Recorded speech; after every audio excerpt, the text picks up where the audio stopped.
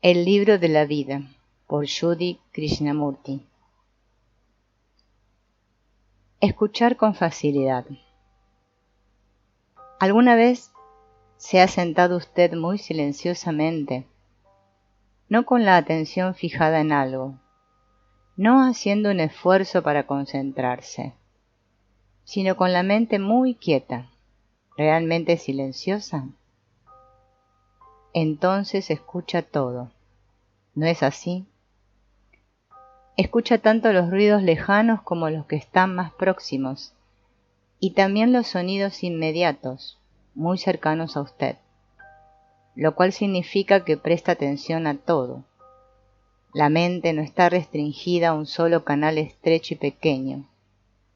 Si puede escuchar de este modo, con facilidad, sin esforzarse, hallará que dentro de usted se produce un cambio extraordinario, un cambio que adviene sin que ponga voluntad en ello, sin que lo pida. En ese cambio hay una gran belleza y profundidad de discernimiento. Dejar de lado las pantallas.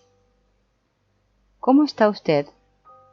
Escucha con sus proyecciones, a través de lo que proyecta, a través de sus ambiciones, deseos, temores, ansiedades, escuchando únicamente lo que desea escuchar, lo que será satisfactorio, lo que habrá de gratificarlo, lo que le brindará consuelo, lo que aliviará momentáneamente su sufrimiento. Si escucha a través de la pantalla de sus deseos, entonces escucha su propia voz. Es obvio. Está escuchando sus propios deseos.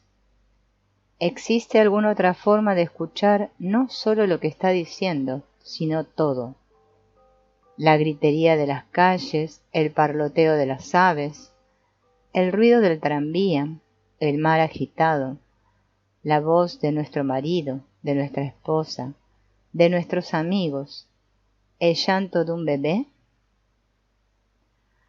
Escuchar es importante solo cuando no estamos proyectando nuestros propios deseos por medio de aquello que escuchamos. ¿Puede uno dejar de lado todas estas pantallas a través de las que escucha y escuchar realmente? Más allá del ruido de las palabras. El escuchar es un arte que no se obtiene fácilmente, pero en él hay belleza y gran comprensión. Escuchamos con distintas intensidades de nuestro ser, pero nuestro escuchar es siempre con una idea preconcebida o desde un punto de vista particular. No escuchamos simplemente. Se interpone siempre la pantalla de nuestros propios pensamientos, de nuestras conclusiones, de nuestros prejuicios. Para escuchar tiene que haber quietud interna, una atención relajada. Hay que estar libre del esfuerzo de adquirir. Este estado alerta y no obstante pasivo puede escuchar lo que está más allá de la conclusión verbal. Las palabras confunden, son solo medios exteriores de comunicación. Pero para comunicarnos más allá del ruido de las palabras, en el escuchar tiene que haber una pasividad alerta. Los que aman pueden escuchar, pero es extremadamente raro encontrar a alguien que escuche. Casi todos vamos tras los resultados, queremos alcanzar metas. Estamos siempre venciendo y conquistando. En consecuencia no escuchamos. Solo cuando uno escucha, oye la canción profunda de las palabras. Escuchar sin el pensamiento. No sé si alguna vez ha escuchado a un pájaro. Escuchar algo requiere que su mente esté quieta, no con una quietud mística, sino simplemente quietud. Yo le estoy diciendo algo. Para escucharme usted tiene que estar quieto, no tener toda clase de ideas zumbando en su mente. Cuando mire una flor, mírela, no la nombre, no la clasifique. No diga que pertenece a tal especie. Cuando hace todo esto, deja de mirarla. Por eso digo que escuchar es una de las cosas más difíciles que hay. Escuchar al comunista, al socialista, al diputado, al capitalista, a cualquiera, a su esposa, a sus hijos, a su vecino, al conductor del autobús, al pájaro. Simplemente escuchar. Solo cuando escucha sin la idea, sin el pensamiento, está usted directamente en contacto. Estando en contacto sabrá si lo que él está diciendo es verdadero o falso. No tendrá que discutir al respecto. El escuchar trae consigo libertad. Cuando hacemos un esfuerzo para escuchar, ¿estamos escuchando? Ese esfuerzo mismo, ¿no es una distracción que impide el escuchar? Cuando usted escucha algo que le causa deleite, ¿hace un esfuerzo? No podemos percibir la verdad ni ver lo falso como falso mientras nuestra mente esté ocupada, de cualquier forma que sea, con el esfuerzo, la comparación, la justificación o la condena. El escuchar es, en sí mismo, una acción completa. El puro acto de escuchar trae su propia libertad.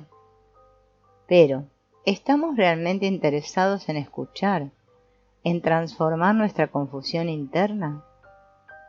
Si usted escuchara, en el sentido de estar alerta a sus conflictos y contradicciones, sin forzarlos dentro de ningún patrón particular de pensamiento, tal vez estos conflictos y estas contradicciones podrían cesar por completo. Vea, estamos constantemente tratando de ser esto o aquello, de lograr un estado especial, de capturar una clase de experiencia y evitar otra, de modo tal que la mente está siempre ocupada con algo. Jamás está quieta para escuchar el ruido de sus propias luchas y dificultades. Sea sencillo y no trate de llegar a ser alguna cosa o de capturar alguna experiencia.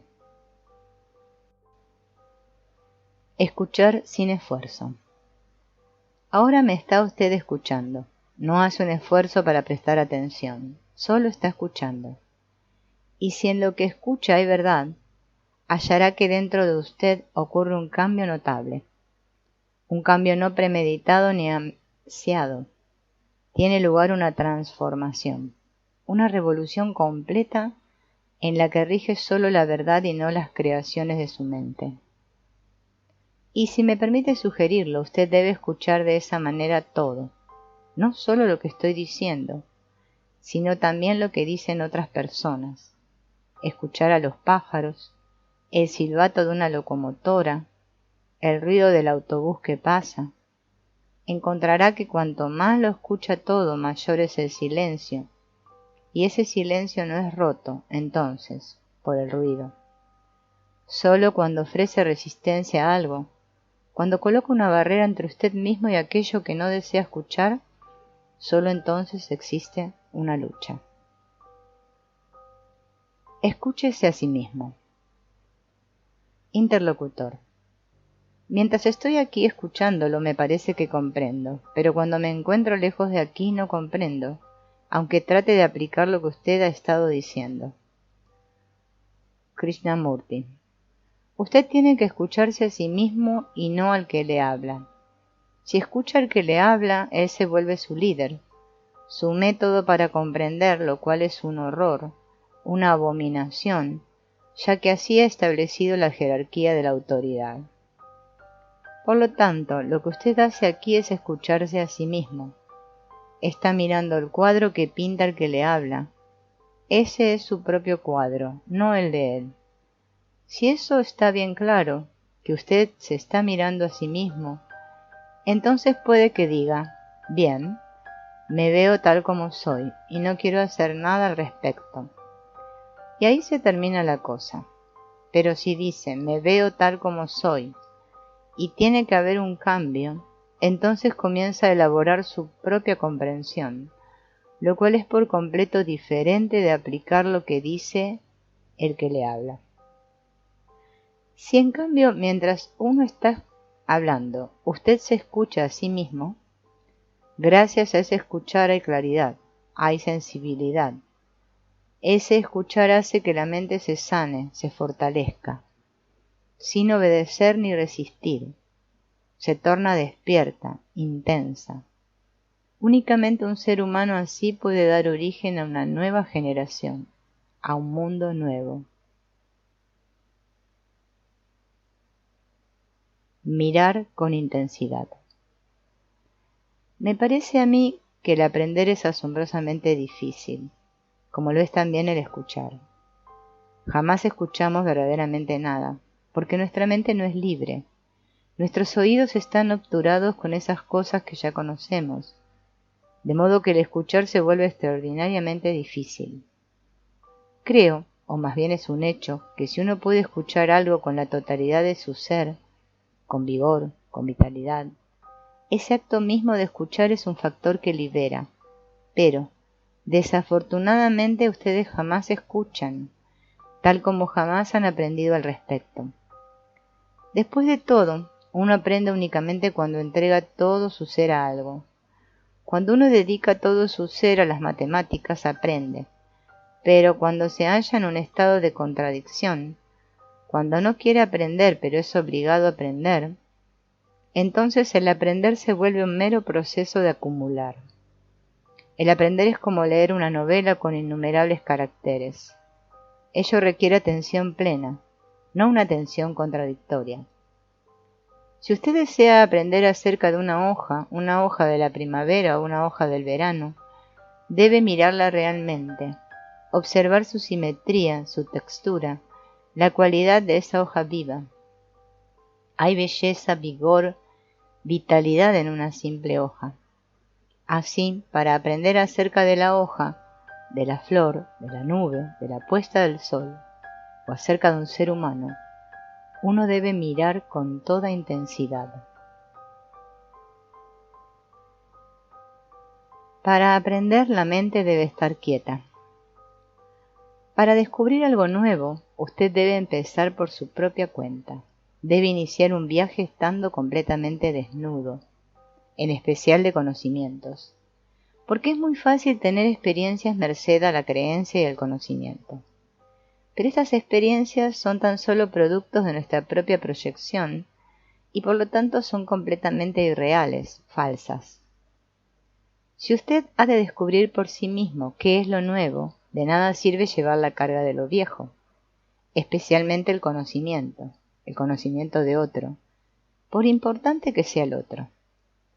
Uno usa el conocimiento como un medio de autoproyección, de seguridad, y quiere estar muy seguro de que tiene las mismas experiencias que el Buda o Cristo o X. Pero un hombre que está constantemente proyectándose a sí mismo por medio del conocimiento no es evidentemente un buscador de la verdad. No existe sendero para el descubrimiento de la verdad. Cuando usted quiere descubrir algo nuevo, cuando está experimentando con cualquier cosa, su mente ha de hallarse muy quieta, ¿no es así? Si su mente está llena, atestada de hechos, de conocimientos, estos actúan como un obstáculo para lo nuevo. La dificultad para la mayoría de nosotros es que la mente se ha vuelto tan importante, tan predominantemente significativa, que interfiere todo el tiempo con cualquier cosa que pueda ser nueva, que pueda existir simultáneamente con lo conocido. Este conocimiento y el aprendizaje son obstáculos para quienes quieren buscar, para quienes desean tratar de comprender aquello que es intemporal. El aprender no es una experiencia. La palabra aprender tiene una gran significación. Hay dos clases de aprender. Para la mayoría de nosotros el aprender significa acumulación de conocimientos, experiencias, tecnología, acumulación de destrezas, de un idioma. También está el aprender psicológico, el aprender gracias a la experiencia, o bien el aprender de las experiencias inmediatas de la vida, las cuales dejan cierto residuo, aprender de la tradición, de la raza, de la sociedad. Existen estas dos clases de aprender cómo encarar la vida, la psicológica y la fisiológica, la destreza externa y la destreza interna. En realidad no existe una línea de demarcación entre ambas, se superponen. No estamos considerando por el momento la destreza que aprendemos mediante la práctica, el conocimiento tecnológico que adquirimos a través del estudio. Lo que nos interesa es el aprender psicológico que hemos adquirido en el curso de los siglos o que hemos heredado como tradición. Conocimiento, experiencia. A esto lo llamamos aprender. Pero yo cuestiono que eso sea en modo alguno aprender. No hablo acerca de aprender una destreza, un idioma, una técnica, sino que me pregunto si la mente aprende alguna vez en lo psicológico. Ha aprendido, y con lo que ha aprendido se enfrenta al reto de la vida. Está siempre traduciendo la vida o el reto nuevo conforme a lo que ha aprendido. Eso es lo que hacemos. ¿Es eso aprender? El aprender, ¿no implica acaso algo nuevo? ¿Algo que no conozco y que estoy aprendiendo? Si tan solo añado a lo que ya conozco, eso no es más aprender. ¿Cuándo es posible aprender? La función de la mente es investigar y aprender. Por aprender, no entiendo el mero cultivo de la memoria o la acumulación del conocimiento, sino la capacidad de pensar clara y sanamente, sin ilusión alguna. Comenzar desde hechos y no desde creencias e ideales. No hay aprender posible si el pensamiento se origina en conclusiones previas. Adquirir meramente información o conocimiento no es aprender. Aprender implica amar la comprensión y hacer una cosa por amor a la cosa misma que uno hace. El aprender es posible solo cuando no hay coerción de ninguna clase. Y la coerción adopta muchas formas, ¿no es así? Está la coerción ejercida por la influencia, por el apego, por la amenaza, por el estímulo persuasivo o por formas sutiles de recompensa. La mayoría de las personas piensa que el aprender es alentado mediante la comparación, mientras que de hecho es lo contrario. La comparación genera frustraciones y tan solo alienta la envidia. Eso es llamado competencia. Como otras formas de persuasión, la comparación impide el aprender y engendra miedo. El aprender jamás es acumulativo. Aprender es una cosa y adquirir conocimiento es otra. El aprender es un proceso constante, no un proceso aditivo, no un proceso mediante el cual uno acumula y entonces desde allí actúa. Casi todos nosotros reunimos conocimiento como memoria, como una idea. Lo almacenamos como experiencia y actuamos a partir de eso. Es decir, actuamos desde el conocimiento, conocimiento tecnológico, conocimiento como experiencia, conocimiento como tradición, conocimiento que uno ha derivado de las tendencias particulares de su idiosincrasia. Con ese trasfondo, con esa acumulación de conocimiento, experiencia, tradición, actuamos. En ese proceso no hay aprender alguno. El aprender jamás es acumulativo, es un movimiento constante. No sé si alguna vez han investigado esta pregunta. ¿Qué es el aprender y qué es la adquisición de conocimiento? El aprender jamás es acumulativo. Ustedes no pueden almacenar el aprender y después actuar desde ese depósito. Aprenden sobre la marcha. Debido a eso, jamás hay un instante de regresión o deterioro o decadencia. El aprender no tiene pasado. La sabiduría es algo que ha de ser descubierto por cada uno y no es el resultado del conocimiento. El conocimiento y la sabiduría no marchan juntos. La sabiduría llega cuando hay madurez en la percepción de nosotros mismos. Si no nos conocemos a nosotros mismos, el orden no es posible y por lo tanto no hay virtud. Ahora bien, aprender acerca de uno mismo y acumular conocimientos acerca de uno mismo son dos cosas diferentes. Una mente que adquiere conocimientos jamás está aprendiendo. Lo que hace es acumular para sí mucha información, experiencia como conocimiento, y desde ese trasfondo de lo que ha acumulado experimenta, aprende, en consecuencia, jamás está aprendiendo realmente, sino siempre conociendo, adquiriendo. El aprender existe siempre en el presente activo, no tiene pasado. Tan pronto uno se dice a sí mismo, he aprendido, eso ya se ha vuelto conocimiento. Y desde el trasfondo de ese conocimiento uno puede acumular, interpretar, pero no puede seguir aprendiendo. Solo una mente que no adquiere, sino que siempre se halla en estado de aprender, solo una mente así puede comprender toda esa entidad que llamamos el yo. Tengo que conocerme a mí mismo, la estructura, la naturaleza, la significación de la entidad total, pero no puedo hacerlo cargado con mi conocimiento previo, con mi experiencia anterior, con una mente condicionada, ya que entonces no estoy aprendiendo, solo estoy interpretando, traduciendo, mirando con ojos que se hallan oscurecidos por el pasado. La autoridad impide el aprender. Por lo general aprendemos mediante el estudio, los libros, la experiencia o cuando nos educan. Son los medios habituales de aprender. Aprendemos de memoria lo que debemos hacer y no hacer, lo que debemos pensar y no pensar, cómo sentir, cómo reaccionar. A través de la experiencia, del estudio, del análisis, de la investigación, del examen introspectivo, almacenamos conocimientos como memoria. Y la memoria responde, entonces, a los futuros retos, a las futuras exigencias, desde lo cual aprendemos más y más. Lo que hemos aprendido es confiado como conocimiento a la memoria, y ese conocimiento funciona cada vez que hay un reto o cada vez que debemos hacer algo. Ahora bien, yo entiendo que hay una forma totalmente distinta de aprender, y voy a hablar un poco acerca de ello, pero para comprenderlo y para aprender de esta manera diferente, usted debe estar por completo libre de la autoridad.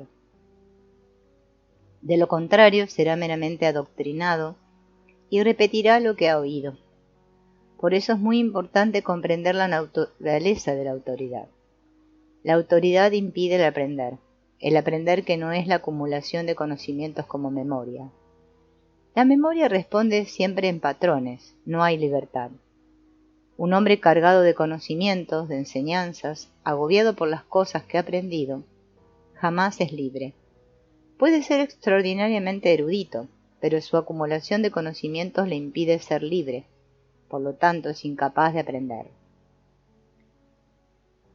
Destruir es crear. Para ser libre, debe usted examinar la autoridad, toda la estructura de la autoridad, y hacer pedazos toda la sucia cosa que ella implica. Y eso requiere energía, concreta energía física, y también exige energía psicológica. Pero la energía se destruye, se desgasta, cuando uno se halla en conflicto. Así, pues, cuando se comprende todo el proceso del conflicto, éste llega a su fin y hay abundancia de energía. Entonces uno puede proceder a demoler la casa que ha construido a lo largo de siglos y que no tiene en absoluto sentido alguno. ¿Sabe? Destruir es crear. Debemos destruir, no los edificios, no el sistema social o económico. Esto sucede todos los días, sino las defensas psicológicas, las conscientes y las inconscientes, las seguridades que hemos desarrollado racionalmente, individualmente, tanto en lo profundo como en lo superficial.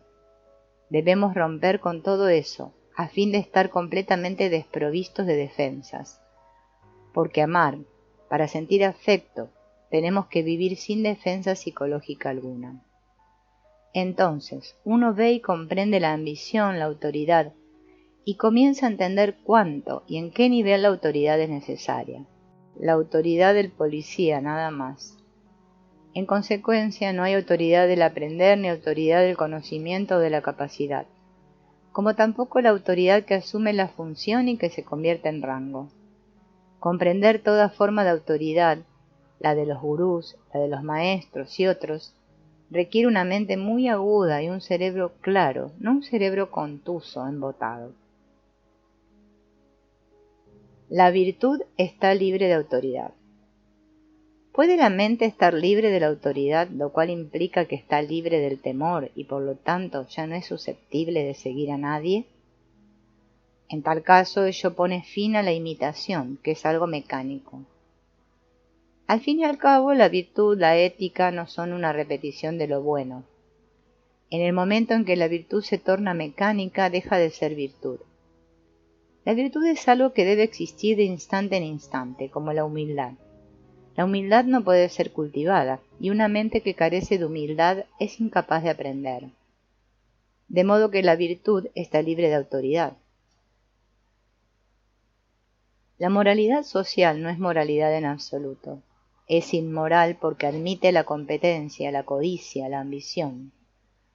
Por lo tanto, la sociedad alienta la inmoralidad. La virtud es algo que trasciende la moralidad. Sin virtud no hay orden, y el orden no es tal conforme a un patrón, a una fórmula. La mente que sigue una fórmula disciplinándose para alcanzar la virtud, origina para sí misma problemas de inmoralidad. Una autoridad externa, aparte de la autoridad de la ley, que la mente proyecta como Dios, como moral, etc., se torna destructiva cuando esa mente está buscando comprender qué es la verdadera virtud. Cada uno de nosotros tiene su propia autoridad, como experiencia, como conocimiento, y trata de seguirla. Existe esta constante repetición, esta imitación que todos conocemos. La autoridad psicológica, no la autoridad de la ley. La autoridad del policía que cuida el orden que cada uno tiene, se vuelve destructiva de la virtud, dado que la virtud es algo viviente en movimiento. Tal como no podemos cultivar la humildad, ni podemos cultivar el amor, así tampoco la virtud puede ser cultivada, y en ello hay una gran belleza. La virtud jamás es mecánica, y sin virtud no hay base para el claro pensar. La vieja mente se halla atada por la autoridad. El problema es entonces el siguiente. ¿Es posible para la mente que ha sido tan condicionada, educada en innumerables sectas, religiones y en toda clase de supersticiones y temores romper consigo misma y de tal modo dar origen a una nueva mente? La vieja mente es, en esencia, la mente que se halla atada por la autoridad. No estoy usando la palabra autoridad en el sentido legalista. Entiendo por esa palabra la autoridad como tradición, conocimiento, experiencia. La autoridad como el medio de encontrar la seguridad y permanecer en esa seguridad externa e internamente. Después de todo, eso es lo que la mente está buscando siempre. Un lugar donde pueda sentirse segura, donde no se la perturbe. Tal autoridad puede ser la autoridad de una idea autoimpuesta o la así llamada idea religiosa de Dios, la cual no tiene realidad alguna para la persona religiosa. Una idea no es un hecho, es una ficción. La idea de Dios es una ficción. Ustedes pueden creer en ella, pero sigue siendo una ficción. Para encontrar a Dios uno debe destruir por completo la ficción, porque la vieja mente es la mente temerosa, ambiciosa, la que tiene miedo de la muerte, del vivir y de la relación. Consciente o inconscientemente está siempre buscando permanencia, seguridad. Libres desde el principio mismo. Si podemos comprender la compulsión que hay detrás de nuestro deseo de dominar o de ser dominados, entonces quizá podremos liberarnos de los efectos mutiladores de la autoridad. Anhelamos estar seguros, tener razón, éxito, saber. Y este deseo de certidumbre, de permanencia, desarrolla dentro de nosotros la autoridad de la experiencia personal, mientras que exteriormente crea la autoridad de lo social, de la familia, de la religión y demás. Pero el mero ignorar la autoridad, zafarse de sus símbolos exteriores, significa muy poco. Romper con una tradición y amoldarse a otra, abandonar a este líder y seguir a aquel, no es sino un gesto superficial. Si hemos de percibir inteligentemente todo el proceso de la autoridad, si hemos de ver su naturaleza intrínseca, si hemos de comprender y trascender el deseo de certidumbre, entonces debemos tener una percepción y un discernimiento muy amplios. Debemos ser libres. Libres no al final, sino desde el principio. Liberarse de la ignorancia del dolor. Nosotros escuchamos con esperanza y miedo, buscamos la luz de otro, pero no estamos pasivamente alerta a fin de poder comprender. Si el liberado parece satisfacer nuestros deseos, lo aceptamos. Si no, continuamos buscando a alguien que lo haga. Lo que ansía la mayoría de nosotros es gratificación en diferentes niveles. Lo importante no es cómo reconocer a alguien que está liberado, sino cómo comprendernos a nosotros mismos. Ninguna autoridad, ni aquí ni en el más allá, puede darle a uno el conocimiento de sí mismo. Sin este conocimiento propio no es posible liberarse de la ignorancia, del dolor. ¿Por qué seguimos a otros? ¿Por qué aceptamos a otros? ¿Por qué los seguimos? Seguimos la autoridad de otro, la experiencia de otro y después dudamos de ella. Esta búsqueda de autoridad y su consecuencia, la desilusión, es para la mayoría de nosotros un proceso doloroso.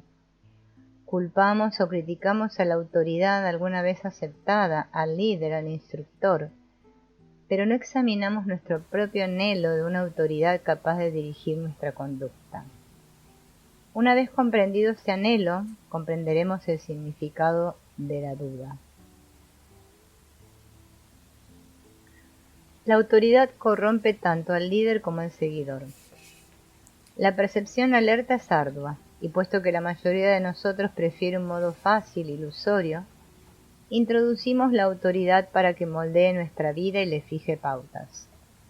Puede ser la autoridad de lo colectivo, del Estado, o puede ser la autoridad personal, el maestro, el salvador, el gurú.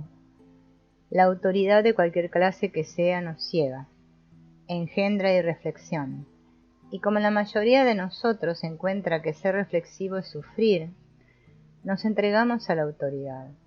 La autoridad engendra poder y el poder se centraliza siempre y por eso corrompe por completo. Corrompe no solo a la persona que lo ejerce, sino también a quien la sigue. La autoridad del conocimiento y de la experiencia pervierte, tanto si le ha sido conferida al maestro, a su representante o al sacerdote.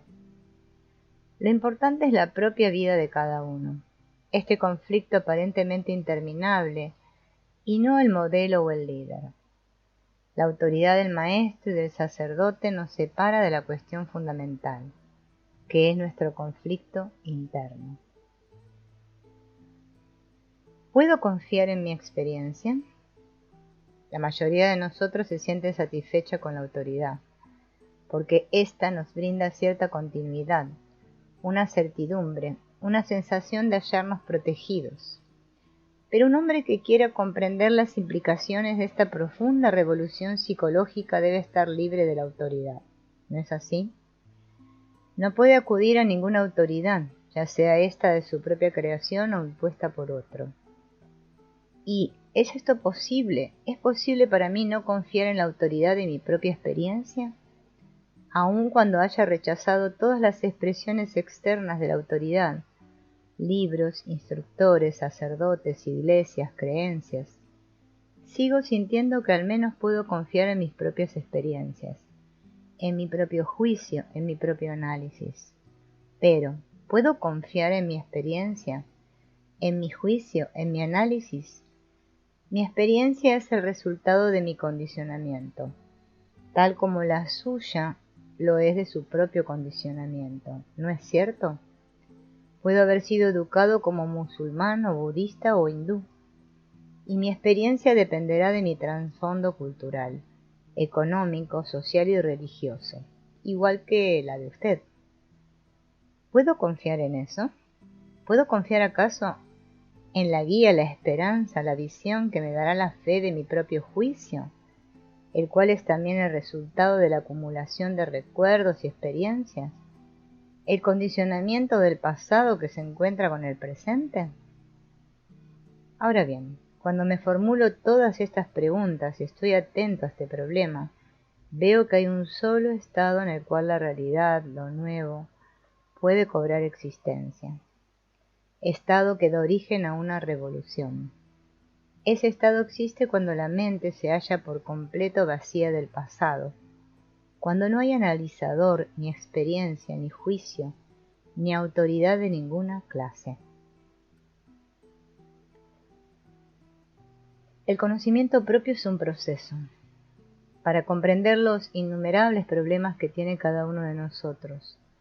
¿No es esencial que haya conocimiento propio?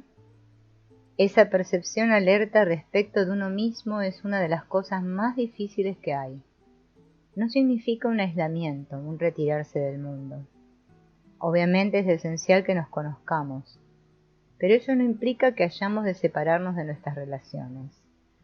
Sería, por cierto, un error pensar que uno puede conocerse a sí mismo de una manera significativa, completa, plena, mediante el aislamiento, la exclusión o acudiendo a algún psicólogo o a algún sacerdote, o que puede aprender conocimiento propio por medio de un libro. El conocimiento propio es un proceso, no es un fin en sí mismo, y para conocernos debemos estar atentos a nosotros mismos en la acción, la cual es relación. Uno se descubre a sí mismo no en el aislamiento, no en el retiro, sino en la relación con la sociedad, con nuestra esposa, nuestro marido, nuestro hermano, relación con la humanidad. Pero descubrir cómo reaccionamos, cuáles son nuestras respuestas, requiere un extraordinario estado de alerta mental, una notable agudeza de percepción. La mente sin ataduras. La transformación del mundo resulta de la transformación de uno mismo, porque uno mismo es producto y parte del proceso total de la existencia humana. Para que uno pueda transformarse es esencial que se conozca. Sin conocer lo que somos, no hay base para el recto pensar ni puede haber transformación alguna. Uno debe conocerse tal como es, no como quisiera ser, lo cual es tan solo un ideal, y por lo tanto es algo ficticio y real. Solo lo que es puede ser transformado, no lo que uno desearía ser. Conocernos tal como somos requiere una vigilancia extraordinaria de la mente, porque lo que es experimenta modificaciones, cambios constantes, y para poder seguirlos con rapidez, la mente no debe estar atada a ningún dogma, a ninguna creencia en particular, a ningún modelo de acción. Si uno quiere ir en pos de algo, no es bueno estar atado. Para conocernos a nosotros mismos, nuestra mente debe hallarse en un estado de percepción alerta, de vigilancia, estado en el que se halla libre de todas las creencias, de todas las idealizaciones, porque las creencias y los ideales nos dan un solo color, falseando la verdadera percepción.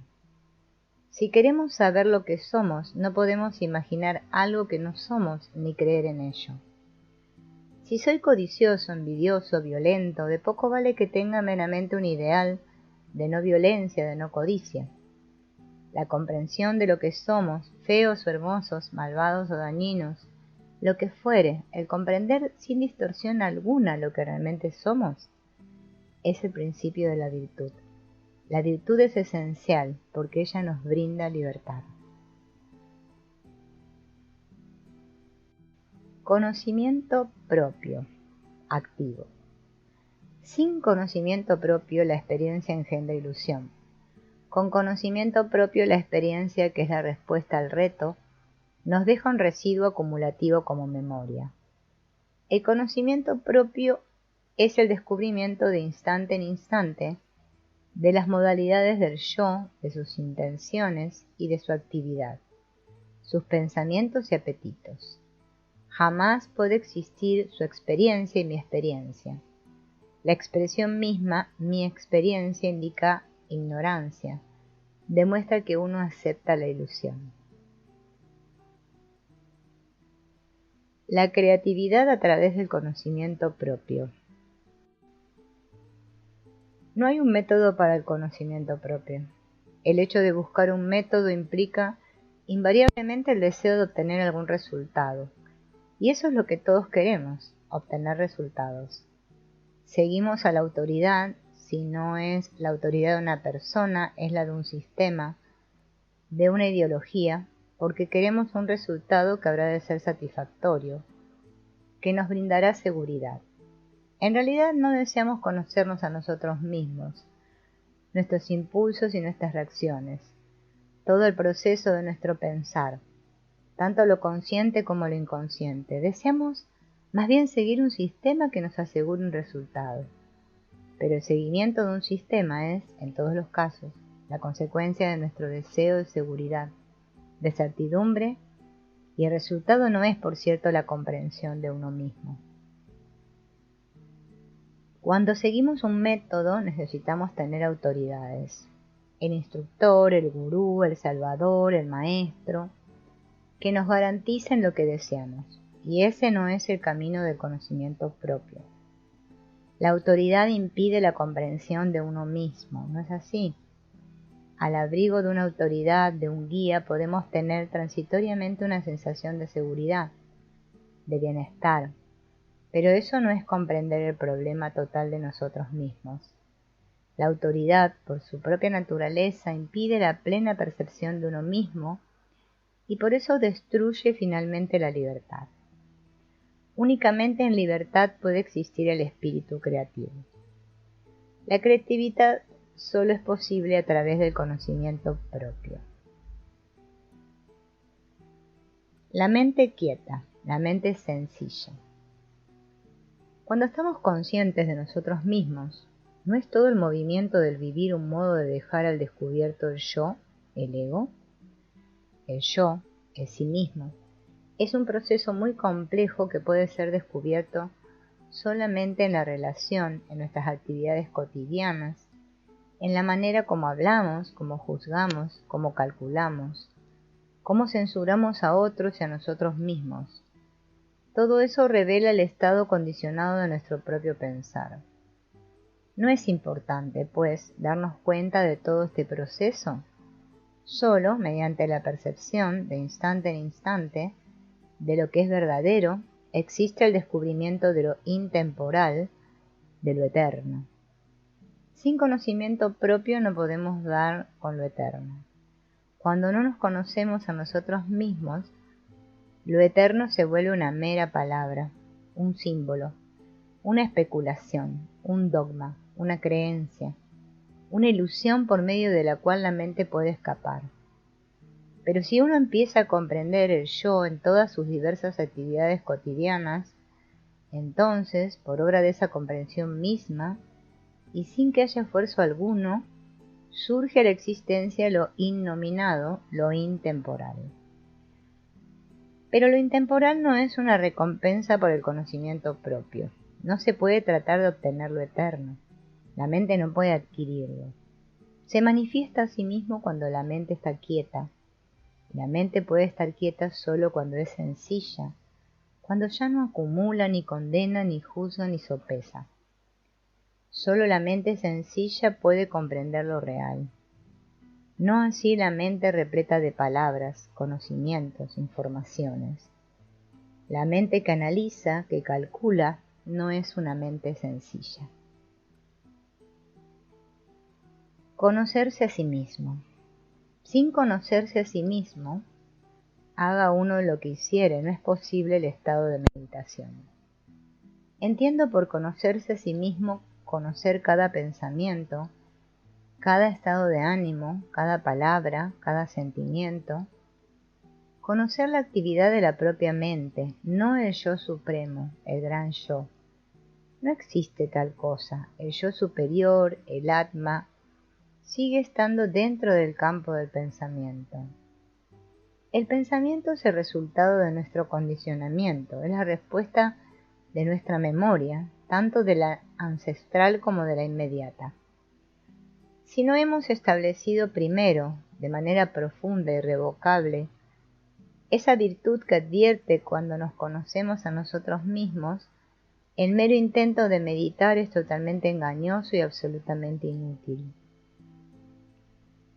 Por favor, es muy importante que aquellos que son serios comprendan esto, ya que si no lo hacen, su meditación y el vivir factual estarán divorciados, separados, tan ampliamente separados que aun cuando uno pueda meditar, adoptar posturas indefinidamente por el resto de su vida, no verá más allá de su nariz. Cualquier postura que adopte, cualquier cosa que haga, no tendrá en absoluto sentido alguno. Es importante comprender qué es este conocerse a sí mismo, simplemente. Estar atento, sin opción ni preferencia alguna, al yo, el cual tiene su origen en un haz de recuerdos. Solo estar conscientes de él sin interpretarlo, tan solo observar el movimiento de la mente. Pero esa observación se ve impedida cuando, por medio de la observación, uno se limita a acumular ideas sobre qué debe hacer, qué no debe hacer, qué debe lograr. Si procedemos así, ponemos fin al proceso vivo que es el movimiento de la mente centrada en el yo. O sea, tengo que observar y ver el hecho, lo factual, lo que es. Si esa observación la abordo con una idea, con una opinión como la de no debo o debo, que son las respuestas de la memoria, entonces el movimiento de lo que es se ve obstaculizado, bloqueado, por lo tanto, no existe el aprender. El vacío creativo. ¿No puede usted escuchar esto de la misma manera como la tierra recibe la semilla y ver si la mente es capaz de estar libre, vacía? Puede estar vacía solo comprendiendo sus propias proyecciones, sus propias actividades, no de vez en cuando, sino de día en día, de instante en instante.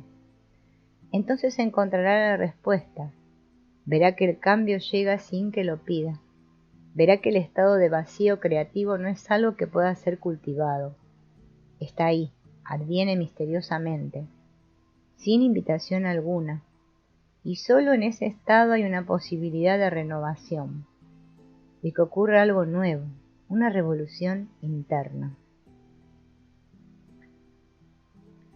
El conocimiento propio. El recto pensar llega con el conocimiento propio. Si no nos comprendemos a nosotros mismos, nuestro pensamiento carece de base.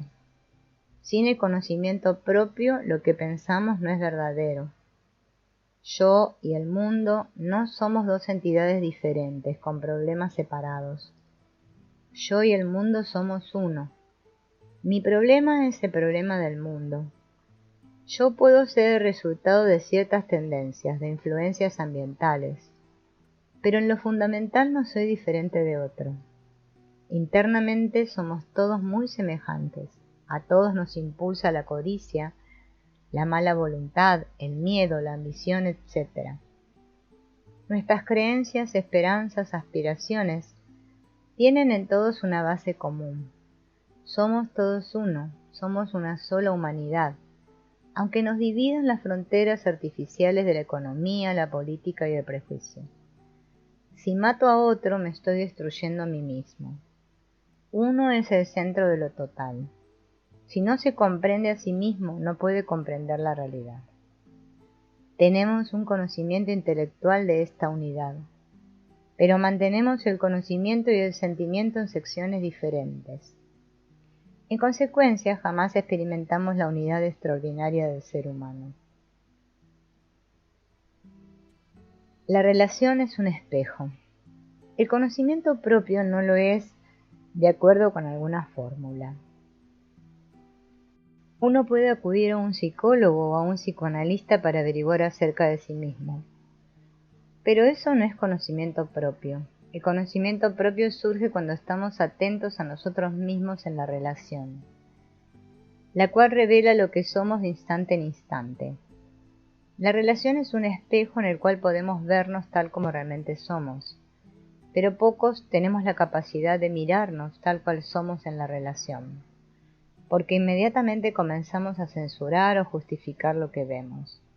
Juzgamos, evaluamos, comparamos, negamos o aceptamos, pero jamás observamos verdaderamente lo que es, y para la mayoría de las personas esto parece lo más difícil de hacer. No obstante, solo esto puede dar comienzo al conocimiento propio. Si en este espejo extraordinario de la relación, el cual no deforma nada, podemos vernos así como somos, si simplemente tenemos la capacidad de mirar con atención plena en este espejo y ver realmente lo que es, estar atentos a ellos sin condenar, ni juzgar, ni evaluar, y uno mira así cuando hay un interés serio, encontraremos que la mente puede liberarse de todo su condicionamiento. Solo entonces está libre para descubrir lo que se encuentra más allá del campo del pensamiento. Al fin y al cabo, por erudita o insignificante que la mente sea, está, consciente o inconscientemente limitada, condicionada, y cualquier extensión de este condicionamiento sigue estando dentro del campo del pensar. Así pues, la libertad es algo por completo diferente.